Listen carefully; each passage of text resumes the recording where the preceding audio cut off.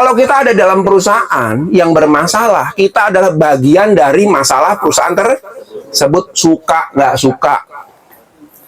Tapi nggak begitu, Pak. Saya kan nggak ikut-ikutan. Nanti dulu ya. Ini contoh. Kita lihat dalam konsep hukum ya. Kalau misalnya Mas apa nih? Mas Bagus ya, Mas Bagus nih, ngelihat orang di sebelah nih, ya, mau jatuh nih, jatuh, jatuh, lubrak. Sebenarnya kita menjadi bagian dari kecelakaan orang nggak? Nah, gitu ya. Kalau kalian sering ditanya polisi kan, Bapak lihat nggak kejadiannya? Lihat. Nah, interogasi dulu. Karena semua orang yang melihat kejadiannya, lalu dia nggak ngapa-ngapain, dia bertanggung jawab. Walaupun nggak full, tapi bertanggung jawab sebagian. Jadi kalau kita ngelihat teman kita bermasalah, lalu kita, bodoh, kok nggak mau ikutan? Nah, hati-hati. Ketika sudah melihat, tanggung jawab kemana? Pindah ke kita sebagian. Bener nggak? Jadi nggak bisa kita bilang bahwa gue nggak ikut-ikutan kok. Gue tahu sih, tapi gue nggak ikut-ikutan. Hati-hati. Ini bahaya paling besar dalam organisasi yang tadi problemnya dari internal. Ya, oke ya. Sampai di sini mungkin ada nggak enak ya, tuh kok Bapak nyindir kita sih. Nggak semua, Pak. Bukan di KBNA, jadi all company semua hampir mirip-mirip. Makanya penyelesaiannya itu nggak bisa pakai konsultan. Bapak membayar konsultan paling canggih dari luar, 100% saya jamin nggak akan pernah selesai. Karena problem ini hanya bisa diselesaikan di dalam, dari diri kita. Nah, sebenarnya perusahaan sudah memberikan imun. Imunnya apa? Bukan itu. Kalau gaji itu wajiban. Ini imun. Imunnya penyakit tadi apa? Nah, kita lihat dulu ya. Kita lihat dulu nih. Ya, ini ada 6 hal yang menghambat perkembangan organisasi. Ini juga dikumpulkan dari banyak sekali problemnya. Apa? Ada 6 ya. Apa yang ke-6 dulu deh, kira-kira? Problem apa? Yang menjadi problem besar di banyak perusahaan dan akhirnya kolaps. Atau nggak kolaps pun, ya mulai berantakan lah tuh. Hah? Modal. Yang 50.000 deh. Ayo, jawab deh. Ego. Hah? Ego. Oke, 50.000 tapi belum tepat. Hah? Budaya manusianya. Ya, kita lihat nanti ya. 50.000. Tidak bisa beradaptasi. Tidak bisa beradaptasi. Oke, 50.000. Kebijakan 50.000. Tidak bisa kerjasama. Oke. Nanti kita lihat ya. 1. Nomor 6. Fraud. Betul ya? Fraud ini sumber masalah di banyak perusahaan. Ya. Kenapa? Kenapa muncul fraud? Saya tanya, kenapa muncul fraud? Betul. Betul ya? Kejahatan itu ada 2. Ada kesempatan, ada gimana nih? Coba. Kenapa muncul? Yes, betul ya. Tadi yang jawab niat benar, yang ngomong kesempatan benar. Jadi yang namanya fraud itu karena ada niat dan kesempatan. Nah, ini uniknya nih ya. Kalau kita punya kesempatan, nggak ada niat, bisa saja nggak jadi. Kalau orangnya berintegritas, saya nggak mau ngambil barang yang bukan milik saya. Saya nggak ngambil barang yang nggak halal. Udah nggak ada masalah. Mau duit segeplok nempel di mana meja pun nggak ada masalah. Tapi ini paling berat ya, betul nggak? Ini paling berat nih, apalagi di era zaman sekarang nih, serba punya banyak kebutuhan. Kalau kita punya niat, nggak ada kesempatan, nggak bisa juga. Wah, nggak bisa nih, sistemnya sudah tertata dengan baik. Nah, masalahnya sekarang yang kita bisa lakukan adalah bangun sistem yang baik. Kadang-kadang problem akhirnya muncul niat itu karena sistemnya lemah. Ini kok nggak ada yang ngecek ya? Nah, sekali gitu kan, kok ini bisa begini nih? Nah, aman gitu kan. Ya, mulai nih otaknya kreativitasnya muncul nih. Kalau gua ambil sedikit aja, kira-kira ada yang ini nggak ya? Nah, ini problemnya karena sistemnya bermasalah. Ya. Loh ya. Yuk teman-teman, yuk kita bangun dua hal. Ya. Sistem harus dibangun yang benar. Ya, jadi sistem itu menurut saya menjadi guidance kita, langkahnya salah atau enggak, itu sistem. Ya. Kalau niat ya susah, ngukur niat tuh susah. Nggak ada tes psikologi yang bisa ngukur niat orang tuh, nggak ada tuh. Ya, niat itu biasanya muncul karena ada kesempatan. Nah, karena ada ininya lemah nih. Jadi ini 50.000 tadi itu. Ya. Oke. Ini fraud ya. Yuk, teman-teman ini kan juga sebagai next generation. Ya. Ini saya sampaikan ya, next generation. Saya terus terang, saya banyak ngajar di BUMN tuh dari mulai yang level staff, supervisor, manager, sampai level-level atas yang sudah mau pensiun ada semua. Ya, tapi kenapa saya bilang saya masih merasa punya banyak kesempatan karena yang muda-mudanya next generation yang akan melanjutkan nih. Jadi minimal kita ngerti dulu nih peta masalah kita apa sih sebenarnya, gitu kan ya. Yang kelima apa? Coba kita lihat, toxic culture. Nah, ini dia nih. Kalau kultur kerja kita toksik, mau kerja sehebat apapun juga, stres. Mau sehebat apapun juga.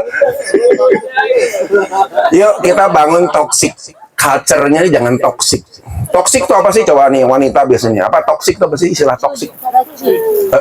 Terjemahannya. Enggak, maksudnya yang disebut sifat toxic itu gimana? Tidak terbatas. Kondisi lingkungan yang tidak kondusif. Oke, itu nanti ada lagi sebenarnya tuh. Kalau soal lembur tidak terbatas, toxic itu lebih cenderung pada lingkungan. Nah, apa coba? Budaya yang merugikan. Apa contohnya? Ya, misalnya kayak kalau gibah, makan teman. Gibah. Nah, gibah tuh ya. Ya, gibah itu sebenarnya gini. Betul ya. Saya psikolog ya. Kadang-kadang kalau ditanya, Pak, gibah itu negatif atau enggak sih? Saya bilang 50-50. Ada gibah yang positif, tapi ada gibah yang negatif juga. Nah, coba apa? Gibah positif apa? Kalau ngomonginnya di depan orangnya. Yes, 50.000 nih. Betul. Berani ngomong itu gibah positif. Bro, sorry bro ya, gue tersinggung loh. Lu tegur gue di depan meeting. Itu lebih nyelesain masalah. Nah, itu gibah positif. Gitu ya. Kadang-kadang itu berani. Ya. Nah, yang jelek itu adalah gibah belakang. Ngomongin orang, ngomongin ini, gitu kan ya. Tapi waktu ada orangnya, tuh, misalnya kita orang pihak ketiga ya, tuh ngomong sekalian tuh, enggak, pengen ngomong dah. Tapi ngomong terus. Selesai nggak masalah?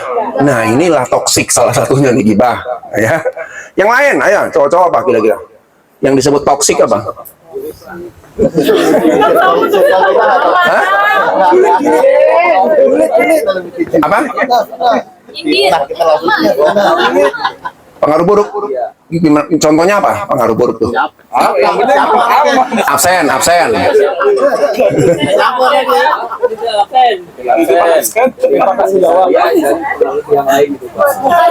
Provokasi. Sama pengaruh juga ada positif negatif. Kalau mempengaruhi yang positif bagus. Tapi problemnya mempengaruhi yang negatif, ini yang masalah. Oke, 50.000 deh. Ya, yang lain, toksik itu apa toksik? Overtime. Lembur maksudnya. Oke. Ya, itu bisa jadi pengaruh lingkungan ya. Lingkungan juga salah satunya. Oke, good. 50.000 deh. Yang lain? Mukanya dua. Mungkin lagi maskeran kali ya, jadi mukanya dua ya, dibuka, hilang mukanya gitu kan ya. Bermuka dua ini apa sih maksud bermuka dua nih? Ya, Jilat sama mah beda, depan beda, belakang beda. Oke. Jadi antara omongan sama perbuatan nggak nyambung. Ngomongnya A, kelakuannya B, gitu kan ya. Oke, good, 50.000. Ini jadi toksik juga nih. Makanya ada satu yang menarik ya, teman-teman ya. Kita tuh kadang-kadang merubah sesuatu ya, termasuk nanti kalau kita belajar tentang nilai-nilai akhlak segala macam, itu kalau sampai akhlak itu masih ngawang-ngawang, kita nggak ngerti. Jadi gimana sih Pak contoh praktisnya? Saya harus merubah diri sesuai akhlak. Nah, tadi itu menarik tuh, ya. Misalnya contoh ya, ada satu yang disebut sebagai autentik. Ya, ini katanya orang yang paling sehat nih. Otentik apa sih? apa adanya. Yes, 50.000 juga tuh ya. Jadi otentik itu orang yang copot. Mana Pak Ismail nih isinya kok copot? Adakah? Ya ada. Ya, otentik itu orang yang apa adanya, asertif, ya kan? Kalau nggak suka ngomong, ya kan? Nah ini, apalagi lugas, apalagi kritis. Nah, bukan puitis, ya. Yuk kita mulai belajar gitu kan ya. Jadi belajarlah otentik, ya. Problem terbesar masalah di perusahaan. Kenapa saya bilang ini bisa menjadi sumber problem dari internal? Kan gini, contoh nih ya. Kalau ada atasan yang galak-galak tuh ya, membuat kita apa biasanya? Lu galak banget nih. Hah? Enggak, yang membuat kitanya gimana? Enggak, malas buat ngomong, malas buat menyampaikan informasi, malas ngasih ide, gitu ya. Tapi akibatnya apa ya? Siapa yang rugi? Perusahaan dan atasan. Nah, saya sering bilang, Pak, kalau Bapak menekan bawahan, yang rugi bukan cuman bawahan, Bapak juga rugi. Gitu kan ya? Makanya kita mau belajar yang namanya otentik, apa adanya. Resiko kita bersikap otentik apa? Resiko. Kalau saya ngomong satu, good, 50.000, betul ya? Ya. Ini bagus nih ya.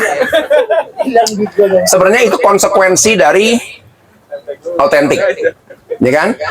Tidak banyak orang suka kalau kita jadi orang apa adanya. Kita lebih seneng lihat orang yang ada apanya. Ya, 50.000 deh, 50.000 deh. Lebih senang dengan orang yang nggak ribet, ya kak, nggak banyak ngomong, nggak nyentil hal yang sensitif. Udah lu kerja, gue kerja ya, jangan berisik ya. Tapi itu sebenarnya masalah nggak? Masalah. Jadi jangan sama. Ada masalah yang muncul dari keributan, ada masalah yang muncul dari keheningan. Nah, ketenangan ya, 50.000 nih. Keheningan. Gara-gara diem, project nggak beres. Gara-gara diem, nggak ada yang nyampaikan, masalah. Betul nggak? Jadi jangan disangka diem tuh emas tuh.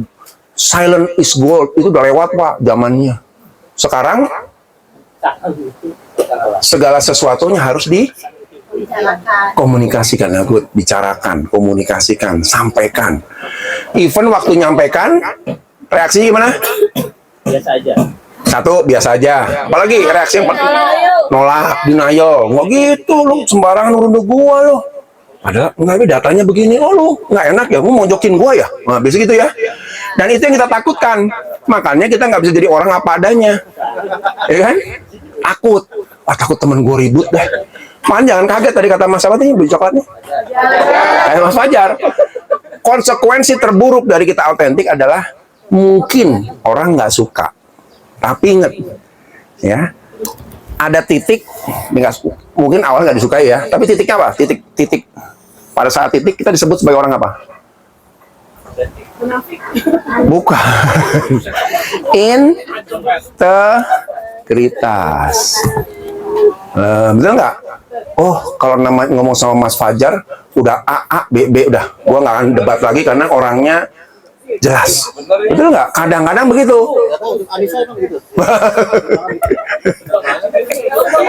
Gitu ya? Kenapa nanya Anissa? Oh, bawahannya. Oke, baik ya. Kita lanjutkan ya, teman-teman ya. Toxic culture. Ini nanti kita bedahnya dari akhlak deh, supaya nggak jauh-jauh ya. Yang berikutnya, nomor 4. Toeng, ada komitmen. Ya kan? Setiap ada project, ya oke, sepakat, oke. Terus tiba-tiba hilang, lenyap gitu kan ya. Dari level atas ke bawah hilang aja, nggak pernah dibicarain lagi, ya kan? Akibatnya apa kalau terus-terusan begini? Project nggak jalan, hilang. Apa? Muncul yang namanya tidak udahlah, meeting paling juga nanti selesai tengah jalan nggak beres. Akhirnya mulai muncul nggak percaya kita. Betul nggak? Padahal kalau kita sudah punya tekad harus jalan. Sekarang saya tanya, orang terkaya yang jadi fenomena sekarang siapa? Yang sholat sunat subuh.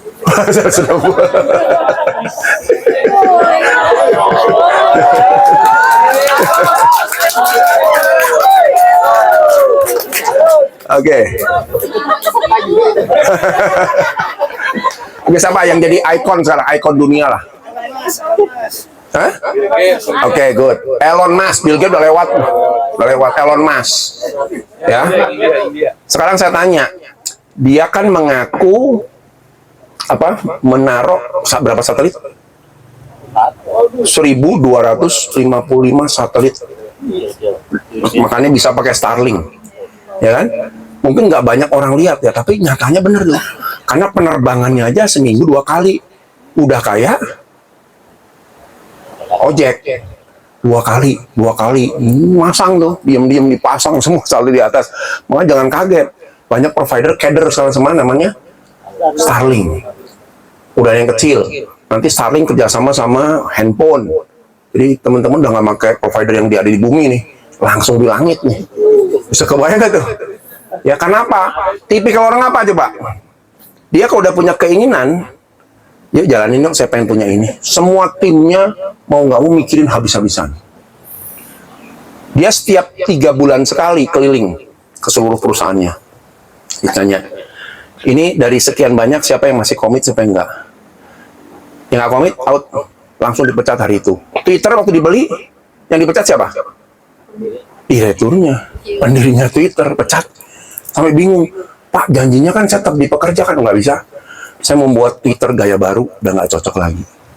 Ya, jadi X kan sekarang. Ya, jadi bisa bayangin nggak tuh? Kalau kita punya tekad, tapi kita nggak pernah buktikan, nggak pernah jalankan sampai tuntas, lama-lama kita nggak percaya sama diri sendiri juga. Bener nggak sih perusahaan gua nih? Bener nggak nih bisa? Atau kita cuman, ya main-main aja dah. Yang penting meeting, rame-rame, buat project, tapi terus projectnya nggak jelas terus gimana hasilnya. Nah, ini seringkali jadi masalah juga nih. Ya, yang ketiga apalagi? Toeng, manajemen, memanagenya, ya, semrawut dan lain sebagainya. Sistemnya nggak dibangun, komunikasinya, gitu kan ya. Akhirnya juga bisa jadi penghambat organisasi. Yang berikutnya, nah ini jadi sumber masalah, komunikasi, relasi dan lain sebagainya. Kenapa? Ini paling sulit. Ini juga sulit kenapa? Coba. Menyatukan 2 kepala gampang susah. Ini udah nikah siapa nih? Ayo, saya tanya ya. Menyatukan ya awalnya nikah. Janji apa? Janji suci lah ya. Janji manis lah pokoknya. Menyatu, kita akan bersatu selamanya. Begitu bulan pertama gimana? Kenapa sendal di sini? Lu jorok sih? Wah, mulailah. Lu masa kok asin banget sih? Wah, mulai masalah. Itu baru 2 kepala. Sekarang kita bayang nggak sekian kepala? KB-nya berapa orang total?